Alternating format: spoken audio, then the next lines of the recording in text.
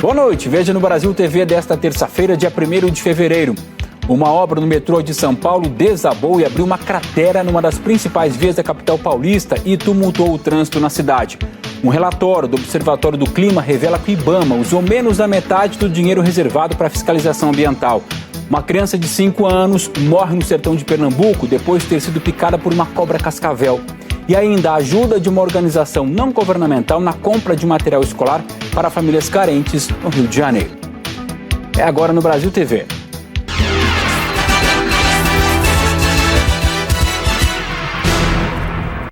O desmoronamento do solo ao redor de uma obra do metrô de São Paulo abriu uma cratera hoje pela manhã na Marginal Tietê, que é uma das principais e mais importantes vias da capital paulista. O desmoronamento começou por volta das 8h20 da manhã, ao lado de um poço de ventilação escavado por máquinas usadas para fazer túneis, conhecida como tatuzão, rente à pista local da Marginal Tietê. Funcionários da construção gravaram a água invadindo o túnel. Por volta das 10 da manhã, o Globocop flagrou o momento em que parte da obra do metrô e do asfalto desabaram no local onde será a estação Santa Marina. Pedaços da parede de concreto do poço e do solo caíram e uma caixa d'água despencou de uma altura de pelo menos 5 metros para dentro da cratera. Ao longo da manhã, o buraco foi aumentando. Logo após o desabamento aqui na Marginal, algumas empresas bem próximas ao local chegaram a transferir funcionários de unidade ou então mandá-los para casa. E nesse condomínio habitacional aqui ao lado, muitos moradores deixaram os apartamentos com medo de que houvesse algum risco para essa região. A obra é de responsabilidade da concessionária espanhola Acciona e faz parte das obras da linha 6 laranja do metrô de São Paulo. A entrega está prevista para 2025 com 15 quilômetros de extensão. O metrô de São Paulo informou em nota que 2 poços das obras ficaram completamente alagados após o tatuzão concluir a escavação sobre o Tietê, o que provocou o desabamento de parte da marginal. O governador João Dória disse que houve uma perfuração em um duto da Sabesp. Houve uma perfuração na coletadora da Sabesp. E esse foi o problema que determinou a ruptura do asfalto e aquele buraco, aquela cratera acentuada. Para Gerardo Portela, especialista em gestão de risco e segurança, as fortes chuvas podem agravar o risco de aumento da cratera. O terreno ele tem um limite para acomodar a água da chuva de uma forma capaz de manter a integridade, não só do terreno, mas das instalações civis construídas sobre ele ou internamente a ele.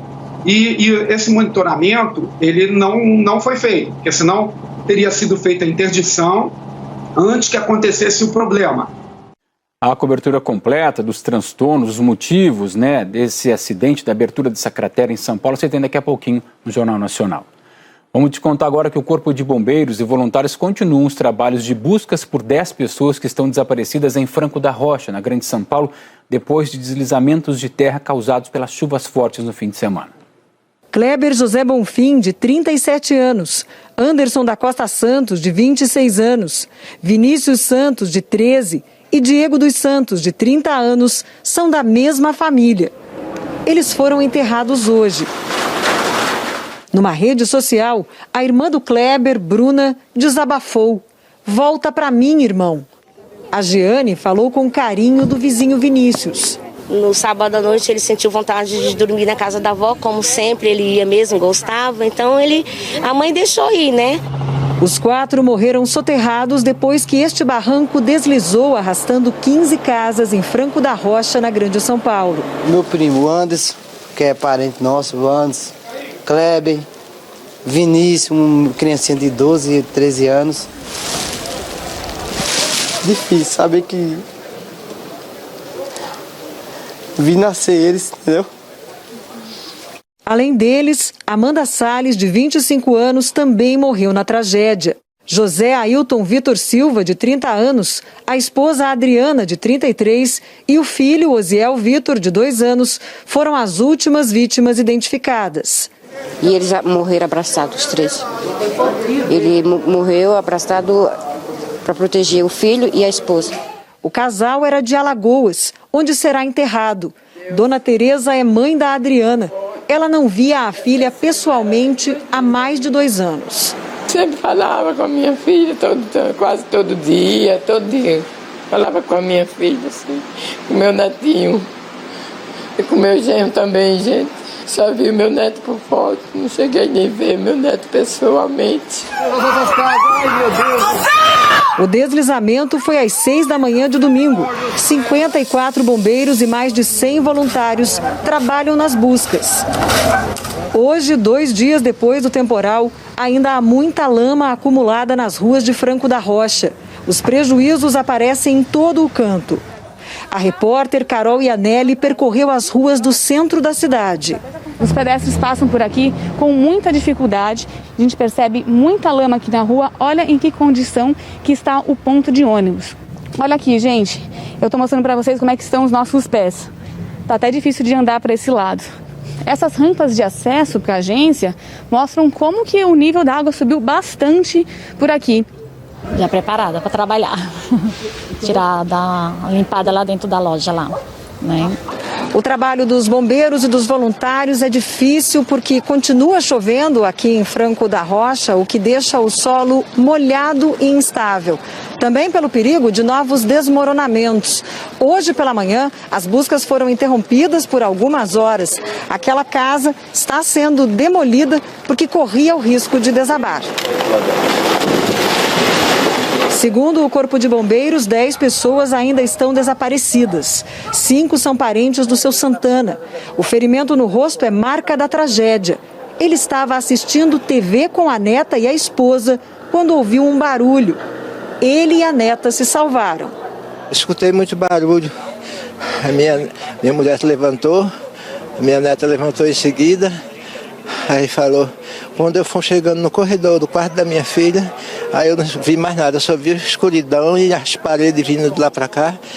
Aí eu tentei segurar com essas 2 mãos, aí a parede me jogou de costas, aí eu sabia que eu ia morrer naquela hora, mas eu fiquei com as 2 mãos para fora e só a boca para fora, e minha neta foi abaixo de mim. Aí chegaram, os vizinhos me puxaram e daqui para frente a vida acabou para mim. O interior de São Paulo também sofre com as consequências da chuva. Em Jaú, que fica na região centro-oeste, um homem está desaparecido desde o fim de semana. O Mike Araújo é quem tem as informações. Olá, Marcelo. No terceiro dia de buscas ao homem de 44 anos que desapareceu durante o fim de semana de alagamentos em Jaú, o Corpo de Bombeiros encontra dificuldade por causa da chuva. Está chovendo desde cedo por aqui. E conforme a corporação, em algumas regiões não é possível acessar o rio.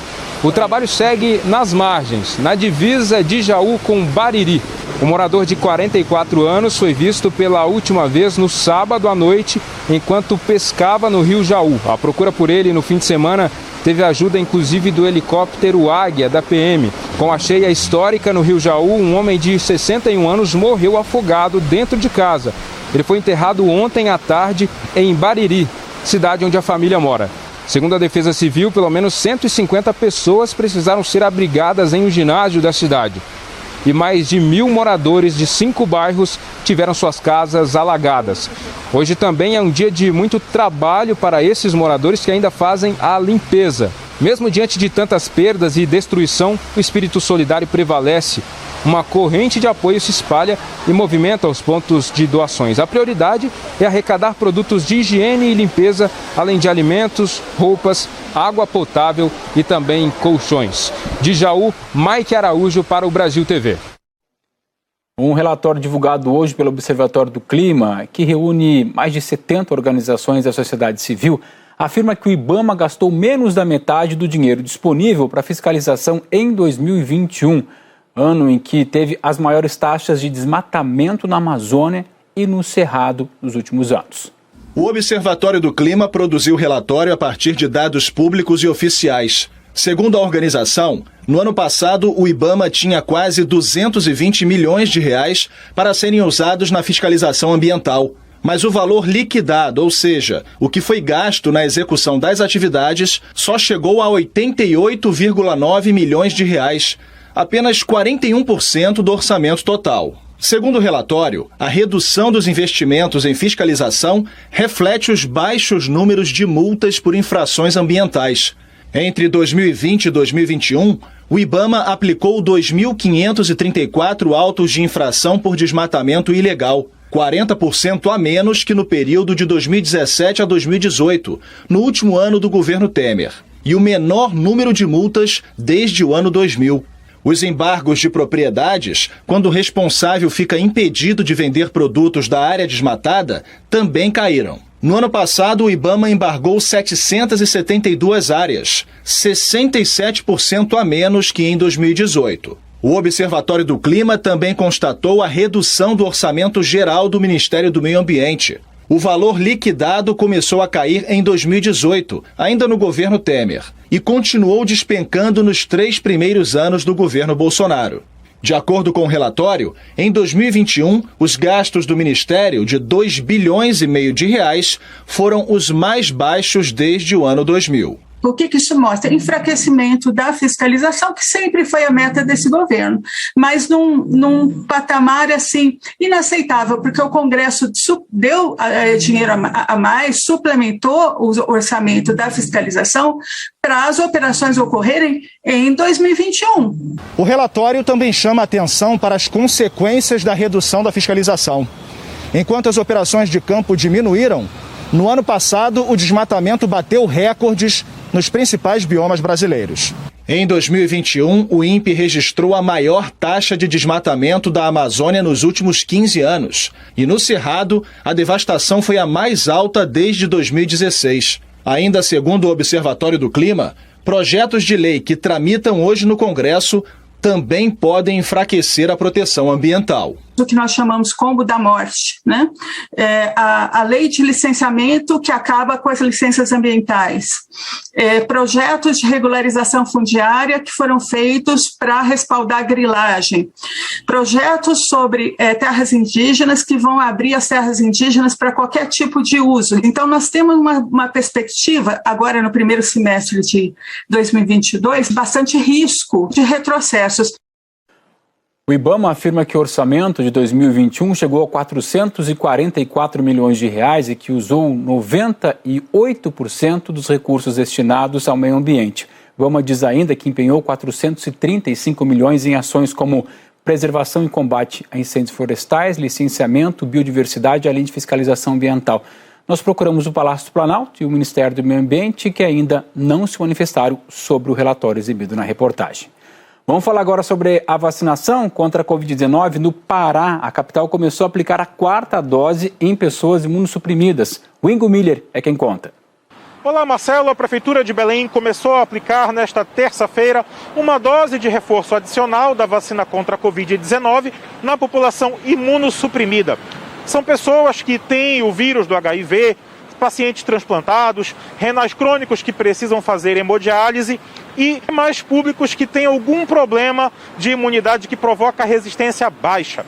Para receber esta dose de reforço adicional, é preciso ter tomado as 2 primeiras doses da vacina e a primeira dose de reforço há pelo menos 4 meses. Lembrando que aqui em Belém não foi utilizada a Janssen, a vacina de dose única. Portanto, todos os pacientes que completaram o primeiro ciclo de imunização tomaram 2 doses de vacina. Marcelo.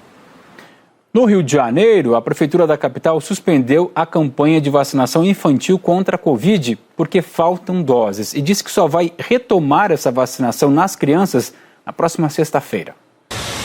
A pequena Esther, de 10 anos, tem um estreitamento da válvula pulmonar, que faz a oxigenação do sangue. E por causa dos riscos que a Covid pode trazer, os últimos 2 anos foram de muito medo e limitações. A mãe, Germara, não escondia o alívio com a vacina. A importância é devolver para minha filha a dignidade e a infância dela, que está travada por 2 anos em razão dessa pandemia. A gente, por conta dessa pandemia, Esther está presa praticamente dentro de casa e o ensino tem sido híbrido. A escola autorizou que fosse feito dessa forma por conta do risco que ela tem, né? Foi uma picada de abelha. Foi muito tranquilo? Ah, não doeu quase nada.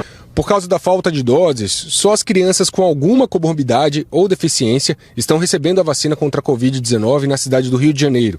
Segundo a Prefeitura, o calendário deve voltar na sexta-feira, com a previsão de chegada de 100 mil doses. A expectativa é vacinar crianças de 6 e 7 anos na sexta e no sábado. E a partir da próxima segunda-feira, crianças de 5 anos. O que mais preocupa agora é a baixa adesão à vacinação nessa faixa etária. Por enquanto, só 40% das crianças do público-alvo foram vacinadas. Eu acho que é importante a gente sempre reforçar a segurança da vacina. Tanto a Pfizer pediátrica como a Coronavac infantil já foram utilizadas em larga escala em vários países do mundo.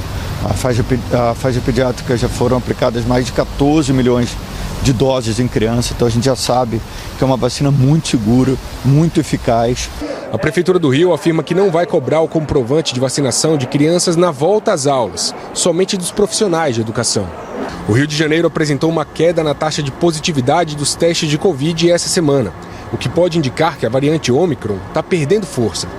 Ontem a taxa estava em 24%, enquanto na semana passada era de 43%. A cheia do Rio São Francisco, que a gente tem mostrado aqui no Brasil TV, está preocupando os moradores de Juazeiro, no norte da Bahia. Com o aumento das áreas alagadas, os moradores passaram a registrar o aparecimento de jacarés na orla do rio. Dá uma olhada nas imagens aí, ó, que são das redes sociais. Em um dos vídeos, o morador flagrou um jacaré com um gato na boca. O número de répteis vistos na área urbana em Juazeiro cresceu depois do aumento da vazão da barragem de Sobradinho. De acordo com o capitão Wagner Queiroz, do Corpo de Bombeiros, o animal está em seu habitat natural, que foi estendido por causa da cheia. Por isso, as pessoas devem manter distância e respeitar o espaço dos jacarés. Na verdade, esses animais, eles estão em seu habitat natural. Eles estão na sua casa. Esse momento em que ele está se aproximando mais das margens é por conta justamente da vazão das águas da barragem de Sobradinho. E, além da busca de alimentos, essa aparição deles aqui na orla também se dá pela exploração do local, um ambiente novo para ele. O Centro de Manejo da Fauna da Caatinga, da Universidade Federal do Vale do São Francisco, destacou que normalmente, os jacarés não atacam humanos, no entanto, há risco sim de acidente caso se tenha contato com o animal. O menino de apenas 5 anos morreu em Petrolina, no sertão de Pernambuco, depois de ter sido picado por uma cobra cascavel. Pedro Gabriel chegou a receber atendimento no hospital, mas a família reclama da demora na aplicação do soro, que é específico para esse tipo de acidente. O coração de mãe está doendo de saudade do filho Pedro Gabriel.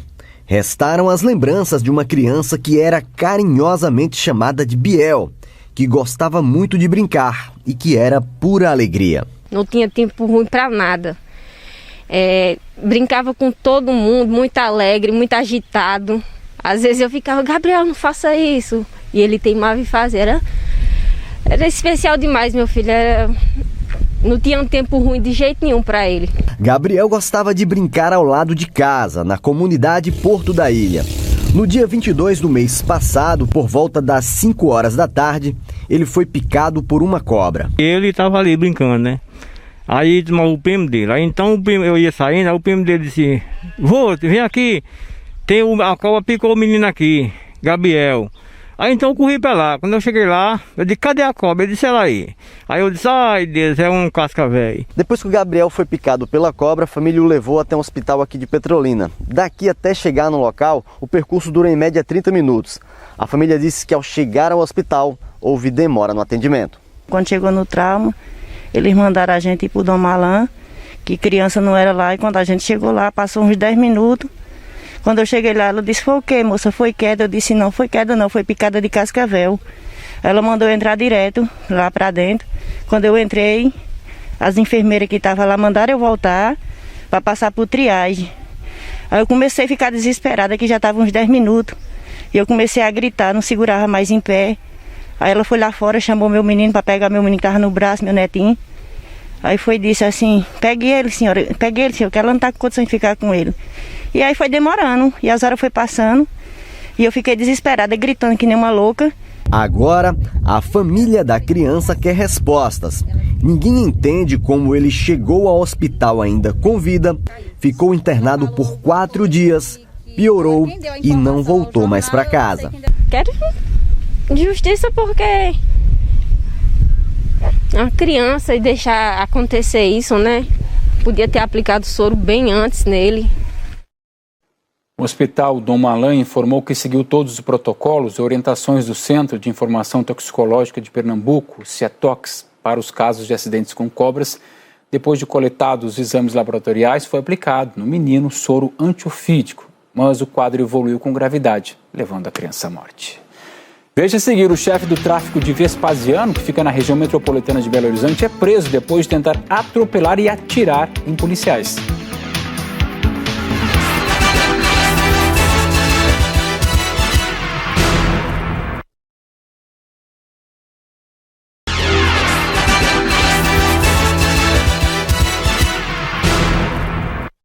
Brasil TV de volta com a informação da prisão de um homem nesta madrugada depois de tentar atirar e atropelar policiais em Vespasiano, que fica na região metropolitana de Belo Horizonte. O suspeito é chefe do tráfico de drogas da região. Ailden Gustavo Nascimento, de 32 anos, chegou nesta sede da PM de carro em alta velocidade. Apontou uma arma para os policiais e eles ainda quase foram atropelados. Houve troca de tiros. Depois de apontar a arma e tentar atropelar os militares, o homem fugiu, mas foi preso a cerca de 1 quilômetro. Estava caído ao lado do carro. Ailden estava com uma pistola, um kit rajada usado para fazer disparos em série, maconha e muita munição. Ninguém ficou ferido no tiroteio. Os policiais disseram que o homem estava transtornado. Ele disse que descobriu uma traição da esposa dele e que ele daria cabo da vida dele, que ele se suicidaria. E nesse momento, isso segundo o relato da própria esposa dele, durante a tarde ele sumiu e não mais apareceu, sendo encontrado somente agora, depois dessa situação toda. O suspeito já foi preso várias vezes por homicídio e tráfico de drogas. De acordo com os militares, ele agia na região de Venda Nova. Por causa do atentado, pode responder por uma série de crimes. Inicialmente, nós estamos encerrando essa ocorrência como direção perigosa, com outras ocorrências de outras naturezas, que é o porte ilegal de arma de fogo, mas o tráfico de drogas e também a posse de munição. Fevereiro começou, né? E é o mês de volta às aulas, mas muitos pais não têm condições de comprar o material escolar. No Rio de Janeiro, uma ONG resolveu o problema dos moradores atendidos pela instituição. Foi hoje de manhã e a Ana Beatriz Lourenço foi lá acompanhar as doações para a gente. Essas crianças moram no Morro do Banco, no Itaiangá, e iriam para a escola de mãos vazias se não fossem as doações. A mochila do Homem-Aranha pode até estar grande, mas tudo bem. Vai carregar ferramentas para construir um futuro melhor. Hoje, a ONG Ação Floresta da Barra está doando materiais escolares para 220 crianças da comunidade. Qual criança que não gosta de uma mochila novinha ou de ir às compras de material escolar, né? Só que essa não é a realidade de todo mundo. Esses itens estão cada vez mais caros e às vezes não sobra dinheiro para comprar material escolar. É por isso que essa doação veio numa boa hora, né, Sheila? Uma ótima hora, né? Porque as coisas estão muito caras, né? E aí você começa a olhar, você tem que falar, e agora? Né? Compro tudo, não compro? A Helena já sabe o que vai fazer com tanto lápis de cor. O que você gosta de desenhar, Helena? Eu vou fazer uma casa nossa, grandona. Vai desenhar uma casa grandona e bem colorida. Bem colorida. O ano letivo começa agora em fevereiro. É uma grande preocupação para muitos pais. Na rede municipal do Rio, as aulas já começam na segunda. Essa é a segunda vez que a ONG doa materiais escolares aqui no Morro do Banco. O projeto está aqui há 3 anos, cumprindo a missão de cuidar do próximo. E a gente não poderia deixar de fora as doações de período escolar, que são as mochilas e o kit escolar para as crianças que a gente assiste aqui e que alguns pais passam por dificuldades e não estariam podendo nem comprar mesmo o lápis de cor, a caneta, a borracha, enfim, o apontador.